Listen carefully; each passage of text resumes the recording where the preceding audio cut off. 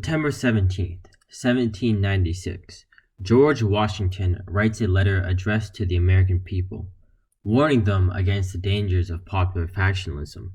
He writes of such political parties, "They are likely, in the course of time and things, to become potent engines, by which cunning, ambitious, and unprincipled men will be enabled to subvert the power of the people and usurp for themselves the reins of government."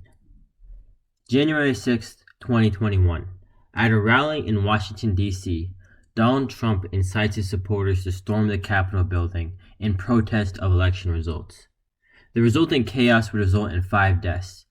This riot was a symptom of a larger struggle going on across the United States. The bitter struggle between the Democratic and Republican parties. The party line is the most divisive split in the United States. So divisive that only 4% of our marriages are between a Democrat and a Republican. 4%. It is safe to say that party identity has become deeply ingrained in the American psyche, so much so that it threatens to tear the nation apart. From the elites to the politicians to the common man, the two-party system dominates American politics and society. But it's not all bad. In fact, America's political parties serve as the bedrock of our political system. Our political parties serve to bolster voter numbers, encourage cooperation between politicians, and write the policies that the government will enforce. So our political parties are fundamental to our understanding of politics. Yet, George Washington himself was against the idea of political parties. So, where do they come from? In order to understand that, we need to look back throughout history. The two-party system itself has been around for basically as long as America has. It emerged right after George Washington left office, in the form of the Democratic Republican and the Federalist parties. The era during which these parties would dominate politics would be called the First Party System. But these weren't parties like you or I might understand them. The political parties we are familiar with are mass-based parties. Mass-based parties function almost like a corporation. They are well organized with a bureaucratic leadership structure. The most important aspect of mass-based parties is their populist nature. They rely on funding from a large voter base. Mass-based parties actively promote themselves to the widest demographic that fits within their ideals. The parties of the first party system were nothing like mass-based parties at all. These parties were cadre parties. These parties function more like a loose alliance between influential politicians with similar goals. Cadre parties are also defined by their elitism. These political parties consisted of and only of the elites. You have to understand that America during the first party system did not believe the landless, unwashed masses to be worthy of any sort of political influence. The very idea was laughable. Now, while the Democratic Republicans did stand for the ideals of the common man, that did not mean they actually wanted those stinking commoners actively involved in their politics. Political parties and politics in general at the time were the domain of exclusively the affluent, while the commoners played the roles of spectators with no voice or influence in the government. But in the aftermath of the War of 1812, with the Federalist Party on the outs, all of that was about to change. Politics was about to make a continental shift towards the common man. Our story begins with James Monroe's Era of Good Feelings, somewhat ironically named, as this period would be one of cutthroat inter-party fragmentation, economic turmoil, and a rise in bitterness with the government and its perceived elitism across America. The Democratic Republican Party had come to dominate America, but it now began to fracture internally, with the leading members of the Democratic Republican government adopting many of the old Federalist institutions. The party would be split into those who supported the Federalist direction and those who opposed it. This split would come to a head in 1824. The election decided the president that would follow James Monroe. The two leading candidates, Henry Clay and Andrew Jackson, represented the split in the party, with Clay representing the more Federalist aspects of the party and Jackson opposing him. After Henry Clay won a controversial election, his supporters would break off from the Democratic Republican Party to form the Whig Party, and would adopt many of the old Federalist traditions. In response, Jackson and his supporters would drop the Republican from the Democratic-Republican name, forming the Democratic Party, symbolizing the increasingly populist stance that they would take. For the next half-century, the Whig and Democratic parties would dominate politics. This era would be known as the Second Party System. Remember the elitism that had marked the First Party System, and the growing resentment among the commoners, blaming it for America's problems? The resentment that had gotten the hyper-elitist Federalist Party wiped out? Well, it was during this era that the resentment would come to a head. With the rise of capitalism that defined the 19th century, the Democratic-Republican Party increasingly adopting old Federalist policies, and the economic crisis of 1819, Americans' disdain for elitism had come to a boiling point.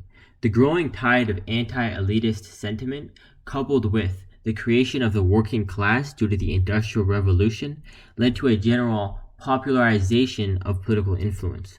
Whereas before, governors and electors were chosen by the state government, popular elections were being expanded to all offices.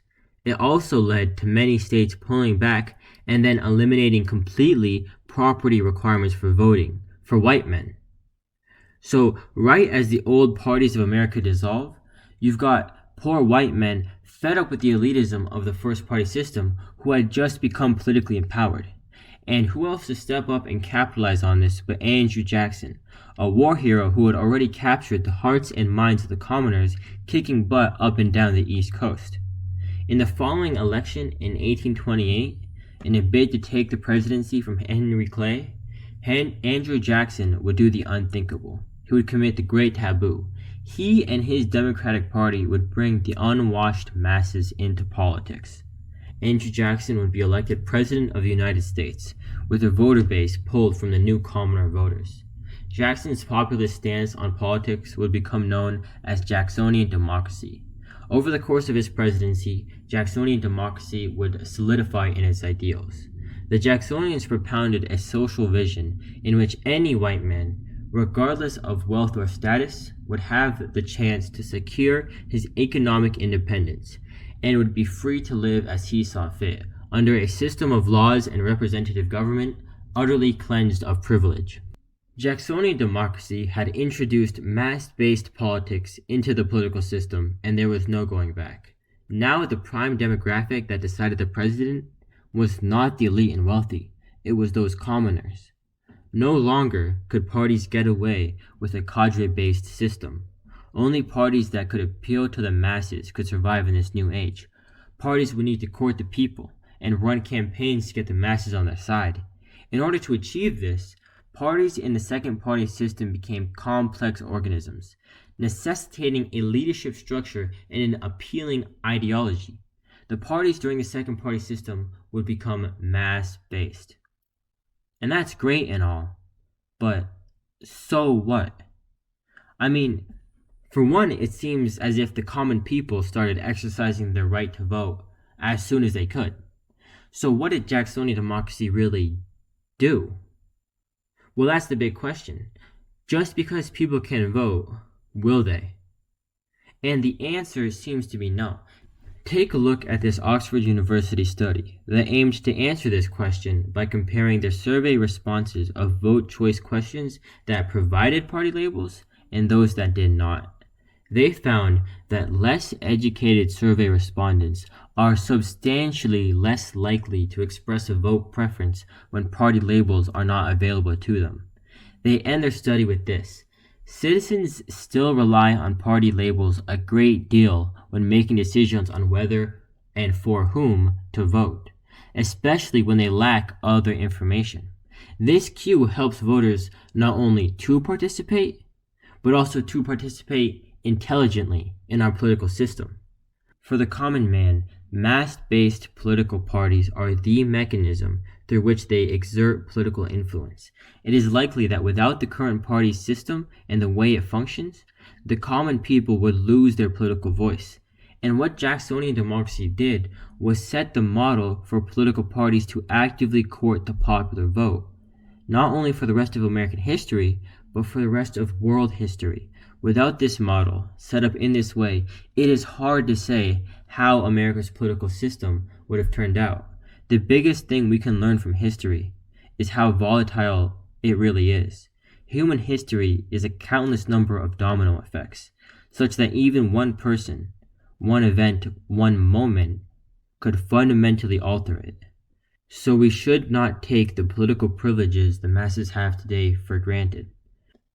The freedoms and privileges we enjoy today that seem so fundamental are much more precarious than we acknowledge. One more thing.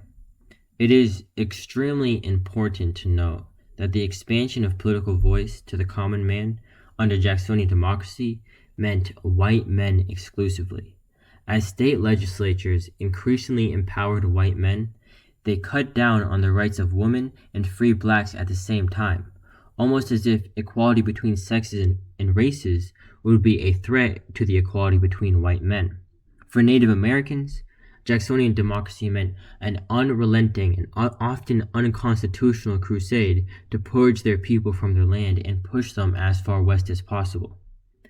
In no uncertain terms, Jacksonian democracy was an inherently racist and sexist movement, a zero-sum game where the rights given to white male commoners would need to be taken from African Americans, Native Americans, and women.